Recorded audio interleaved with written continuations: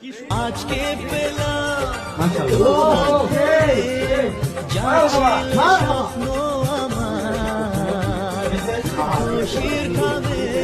যদি ভালোবাসার মানুষটি সঠিক হয় তাহলে ভালোবাসতে মন্দ নয়। এই আপুটি বুঝাই দিচ্ছে আসলে ভালোবাসা কি জিনিস এবং ভালোবাসতে এটা মানুষের কি কি প্রয়োজন হয়। লামিসা আপুর জন্য রইল সিলট, তোমার প্রতি রইল এক বুক ভরা ভালোবাসা। আপু, তুমি আবার এই জেনারেশনে আইসা দেখায় দিছো ভালোবাসা এখনো ফুরায় যায় নাই।